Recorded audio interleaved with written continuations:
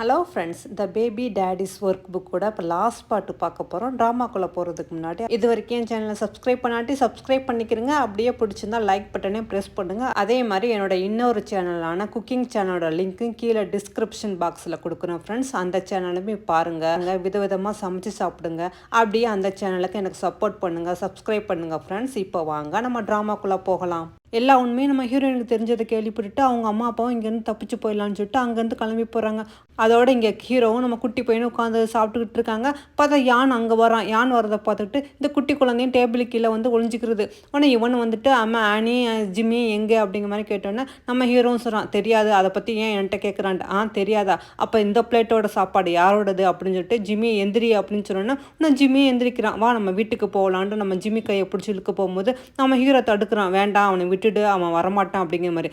அதுக்கு யான்னு சொல்கிறான், இது என்னோட குழந்தை, நான் கூட்டிகிட்டு போகிறேன்ட்டு. ஆனால் அதுக்கு பதிலாக நான் என்னோட சொத்து எல்லாத்தையும் உனக்கு கொடுத்துட்டேன்னு சொன்னேன்னா, ஓ அப்படியே, அப்போ நாளைக்கு போர்டு மீட்டிங்கில் வந்து உன்னோட ஷேர்ஸ் எல்லாத்தையும் எனக்கு தரா இருந்தால் ஓகே தான் அப்படின்னு சொல்லிட்டு போகும்போது அங்கே உள்ள மில்கையும் எடுத்து குடிக்கிறான். ஐயோ இது ரொம்ப கோல்டாயிடுச்சு, சரி நீ வேறு எதுவும் குடிச்சிக்கோ அப்படின்னு சொல்லிட்டு நாளைக்கு நம்ம மீட் பண்ணலாம் சொல்லிட்டு அவனும் வீட்டுக்கு வரான். பார்த்தா நம்ம சாண்ட்ரா குட்டி வந்து அவனோட லேப்டாப்பை பார்த்துக்கிட்டு இருக்கா. அவள் ஏதோ ஒரு ஃபைலை பார்த்துக்கிட்டு இருக்கா. இவன் வரதை தெரிஞ்சுன்னா டக்குன்னு மாற்றிட்டு கார்ட்டூனில் வச்சிடா. ஆனால் இவனும் பார்த்துட்டு, சாண்ட்ரா குட்டி என்ன பண்ணிக்கிட்டு இருக்கீங்க டேடியோட லேப்டாப்லன்னு சொன்னோன்னா, இல்லை அங்கிள் நான் சும்மா கார்ட்டூன் பார்த்துக்கிட்டு இருந்தேன். ஓ அப்படியா, சரி சரி, டேடிக்கு கொஞ்சம் ஒர்க் இருக்குது. ஆமாம், இந்த பாஸ்வேர்டு உனக்கு யார் சொன்னது அப்படின்னு கேட்டோன்னே சாண்ட்ரா சொல்கிறேன், எங்கள் மம்மி தான் சொன்னாங்கண்டு. ஓ அப்படியா, சரி நீங்கள் போய் விளையாடுங்கன்னு சொல்லிட்டு அந்த லேப்டாப்பை பார்க்குறான். கார்ட்டூன் ஓடிக்கிட்டு இருக்கு. ஆனால் அவனும் வந்து ஹிஸ்ட்ரியை பார்த்தோன்னா தெரியுது இவன் வந்து ஃபைலெல்லாம் செக் பண்ணது. இதை பார்த்துட்டு அவனும் அப்படியே சிரிச்சுக்கிட்டு இருந்தவன் அப்படியே ஃபேஸ் எல்லாம் மாறுது அவனுக்கு. அதோட இங்கே கட் பண்ணி நம்ம ஹீரோயினை காட்டுறாங்க. நம்ம ஹீரோயின் சொல்லிட்டுறா, எனக்கு என்ன செய்யறதுன்னு தெரியல, ஒரே குழப்பமாக இருக்குது, எனக்கு சரியாக எதுவுமே ஞாபகம் இல்லை அப்படின்னு சொல்லிட்டு இருக்கும்போது சாண்ட்ரா குட்டி அந்த ஃபைல்லேருந்து சில ஃபோட்டோலாம் எடுத்துகிட்டு நம்ம சீனியருக்கு அனுப்பியிருக்கா.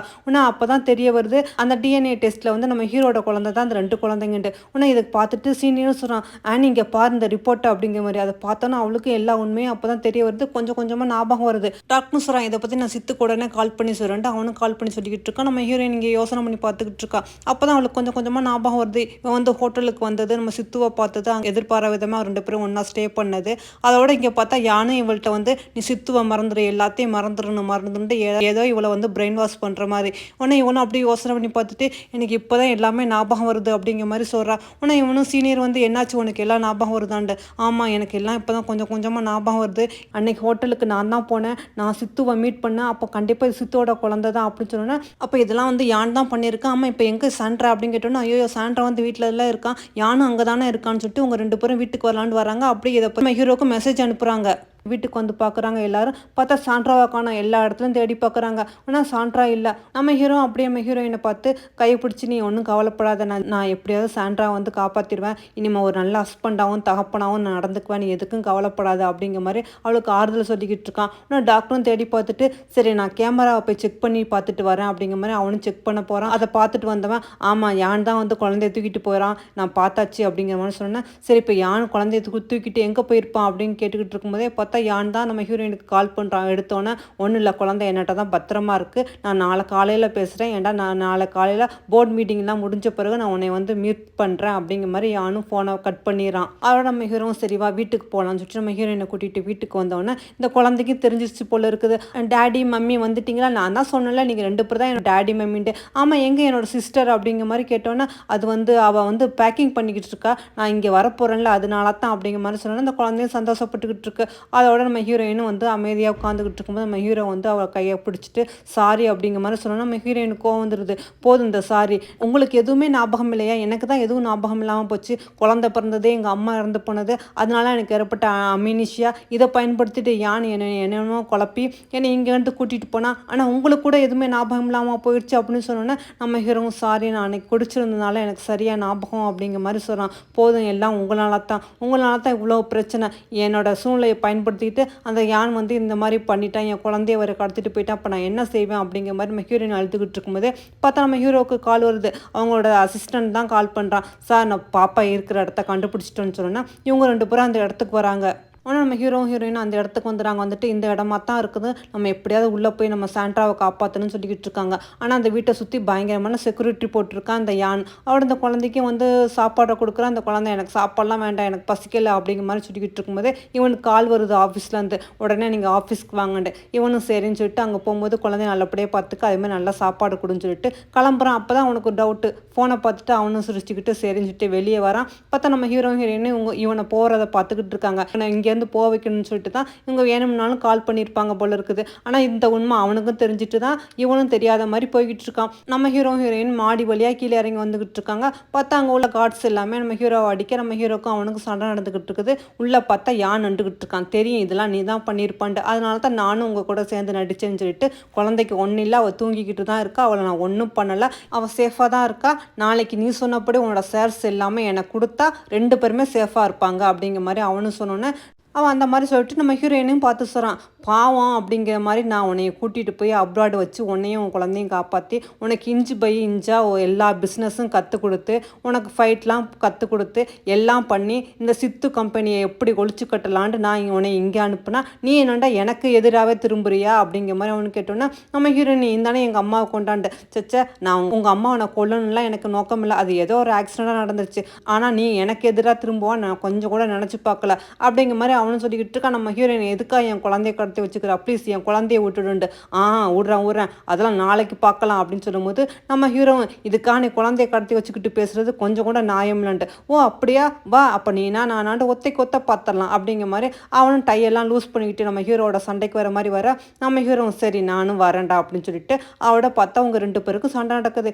இவன் அடிக்க அவன் அடிக்க மாறி மாறி பயங்கரமான ஃபைட் போய்கிட்டு இருக்குது. அடேங்கப்பா கடைசியில் நம்ம ஹீரோ அவனை அடிச்சு போட அவனும் நம்ம ஹீரோ அடிச்சு போட ஒரு வழியாக நம்ம ஹீரோ தான் வின் பண்ணுறான். அவன் கீழே விழுந்த நேரத்தில் நம்ம ஹீரோவும் குழந்தைய தூக்கிட்டு அங்கேருந்து ஓடுறான். ஆனால் பின்னாடியே ஆட்கள் எல்லாம் துரத்திக்கிட்டு வராங்க. நம்ம ஹீரோயினுக்கும் ஃபைட் பண்ண தெரியும் போல இருக்குது. அவளும் அங்கே உள்ள ஆட்களை அடிச்சு போட்டுட்டு இவங்க 2 பேரும் தப்பிச்சு போகலான்னு பார்க்குற நேரத்தில் நம்ம ஹீரோயினை வந்து பிடிச்சிறாங்க.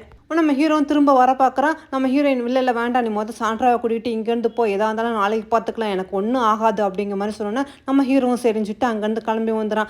நம்ம யானும் சரி அவன் போனால் போயிட்டு போகிறான், அதான் இவ இருக்கால இவ இருந்தாலே எனக்கு போதும் அப்படிங்கிற மாதிரி சொல்கிறான். இங்கே வீட்டில் டாக்டரும் ஜிம்மி கவலைப்படாத அம்மா அப்பா இப்போ வந்துருவாங்க அப்படின்னு சொல்லிட்டு இருக்கும்போது நம்ம ஹீரோ சாண்ட்ராவை கூட்டிகிட்டு வரான். ஆனால் ஜிம்மி வந்து பார்த்துட்டு சிஸ்டர் வந்துட்டியா, ஆமாம் எங்கே அம்மா அப்படிங்கிற மாதிரி கேட்டோன்னே அதுக்கு நம்ம சாண்ட்ராவும் சொல்கிறான் அம்மா வந்து அவங்க பிடிச்சி வச்சுக்கிட்டாங்கன்ட்டு. நம்ம ஹீரோ நீ எதுக்கும் கவலைப்படாத நான் கண்டிப்பாக அம்மாவை கூட்டிகிட்டு வந்துடுவேன் அப்படிங்கிற மாதிரி சொன்னோன்னே நம்ம டாக்டரும் என்னாச்சு அப்படிங்கிற மாதிரி கேட்குறான். அதுக்கு நம்ம ஹீரோ வாசு வரைஞ்சிட்டு காதில் என்னமோ சொல்கிறான். ஆனால் டாக்டர் சரி அப்படியே செய்கிறேன் அப்படிங்கிற மாதிரி சொல்லிக்கிட்டு இருக்கும்போது இங்கே கட் பண்ணி நம்ம ஹீரோயினை காட்டும்போது யான் வந்து அவன் பழைய கதையெல்லாம் சொல்லிக்கிட்டு இருக்கான். நான் எதுக்காக சித்தோட ஃபேமிலியை நான் வந்து வெறுக்கிறேன்டா, சித்தோட அப்பா வந்து ரொம்ப ரொம்ப கொடுமைக்காரரு, என்னையும் எங்கள் அம்மாவும் இந்த வீட்டில் தான் 10 வருஷமாக அடைச்சி போட்டு வச்சுருந்தாரு.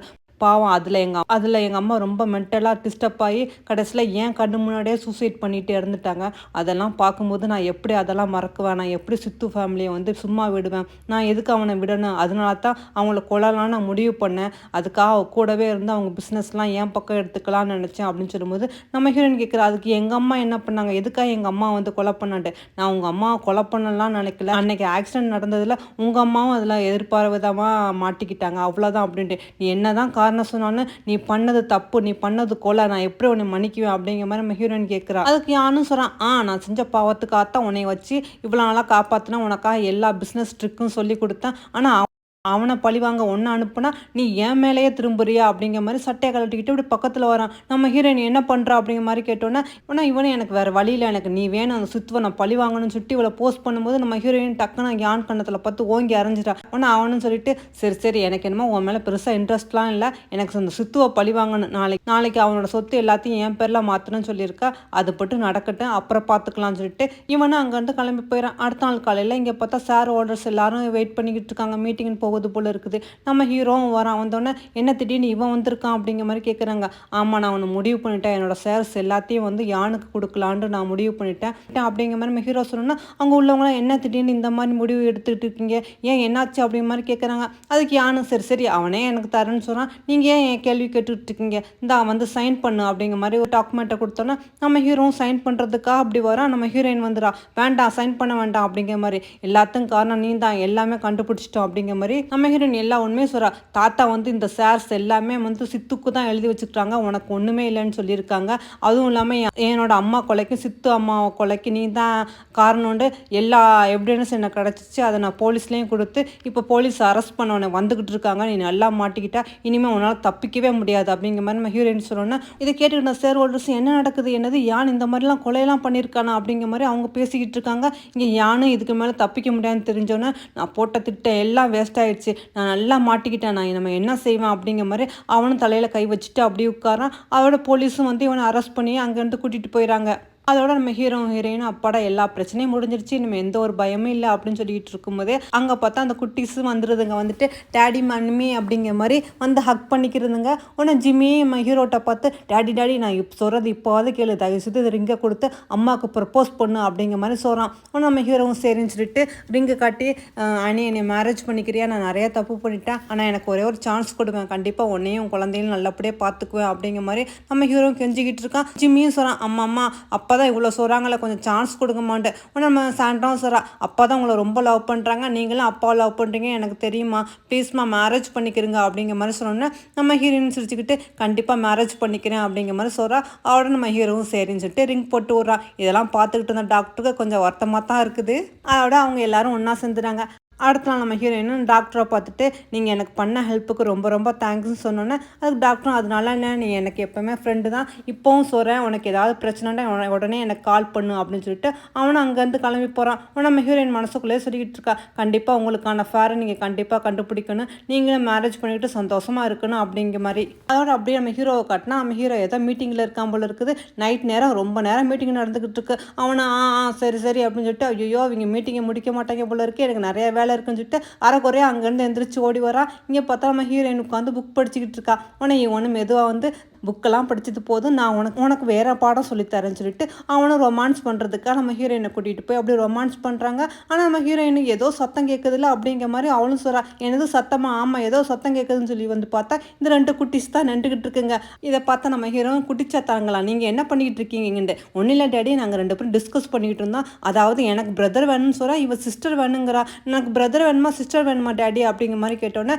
நம்ம ஹீரோவும் சொல்கிறான் அதுக்கு நீங்கள் இங்கேருந்து போங்க, நான் அம்மாட்ட கேட்டுட்டு சொல்கிறேன் சொல்லிட்டு அவங்கள அங்கேருந்து அனுப்பிட்டு அதோட வராங்க. நம்ம ஹீரோயின் வெக்கப்பட்டுக்கிட்டு இருக்கா. அவங்க 2 பேரும் என்ன சொன்னாங்க அப்படிங்கிற மாதிரி அவங்க 2 பேருக்கும் பிரதரும் சிஸ்டர் வேணுமா, நீ என்னம்மா சொல்கிறா அப்படிங்கிற மாதிரி. நம்ம ஹீரோயின் ரெண்டுமே ஓகே தான் அப்படின்னு சொன்னோன்னா அதோட அவங்க 2 பேரும் அப்படியே அவங்களோட லைஃப்பை சந்தோஷமாக ஆரம்பிக்கிறாங்க. கொஞ்சம் நாள் கழிச்சு பார்த்தா நம்ம ஹீரோயின் வர அவசரமாக ஆஃபீஸ்க்கு போகணும். பார்த்தா ப்ரெக்னெண்ட்டாக இருக்கா போல இருக்குது. நம்ம ஹீரோ ஐயோ ஏன் இப்படி ப்ரெக்னெண்ட்டாக இருக்கிற நேரத்தில் இந்த மாதிரிலாம் பண்ணிக்கிட்டு இருக்கா, மெதுவாக போம்மா இன்னும் ஒரு 2-3 நாள் டெலிவரி ஆகிற போகுதுன்னு சொல்லிட்டு அவளுக்கு சாப்பாடுலாம் வச்சு கொடுக்குறான். இவளும் அரைக்குறையாக சாப்பிட்டு போகும்போது நம்ம ஹீரோ பின்னாடியே வரான். நான் கொடுக்க வேண்டிய கிஸ்ஸு கொடுத்துட்டு போப்பா அப்படிங்கிற மாதிரி. நம்ம ஹீரோயினும் அவனுக்கு கிஸ் கொடுக்க நம்ம ஹீரோவும் வயிற்றுல உள்ள குழந்தைக்கு கிஸ் கொடுத்துக்கிட்டு இருக்கான். இதெல்லாம் சாண்டாவும் ஜிம்மியும் தூரமாக நின்று பார்த்துக்கிட்டு இருந்தவங்க டேடி மம்மி அப்படின்னு சொல்லிட்டு இப்போம்லாம் நீங்கள் 2 பேரும் என்னையை மறந்துட்டீங்கல்ல, அந்த குழந்தைய தான் நீங்கள் கவனிச்சுக்கிறீங்க அப்படிங்கிற மாதிரி சொல்லணும்னா நம்ம ஹீரோவை தைச்சா நீங்கள் 2 பேருமே என் குழந்தைங்க தான், உங்களுக்கு அப்புறம் தான் மற்றவங்களாம் அப்படிங்கிற மாதிரி அவங்களுக்கு 2 பேருக்கும் கிஸ் கொடுத்து சமாதானப்படுத்திக்கிட்டு இருக்கான். நம்ம ஹீரோயினும் சரி சரி நீங்கள் என்னமோ பண்ணுங்க, எனக்கு அர்ஜென்ட்டான ஒர்க் இருக்குது நான் வரேன் அப்படின்ட்டு அவளும் வேகமாக போகும்போது அப்படி கால் தடு மாதிரி உழுவ போகிறா. உடனே நம்ம ஹீரோ குழந்தைங்க எல்லாரும் அம்மம்மா பார்த்து இன்னும் கொஞ்சம் நேரத்தில் டெலிவரி ஆகிட போகுது அப்படிங்கிற மாதிரி எல்லாரும் தாங்கி பிடிக்கிறாங்க. அப்புறம் என்னங்க ஃபேமிலி எல்லோரும் ஒன்றா சேர்ந்துட்டாங்க. நம்ம ஹாப்பியாக இருக்க போகிறாங்க. நம்மளும் இதோட கிளம்புவோம். Okay bye.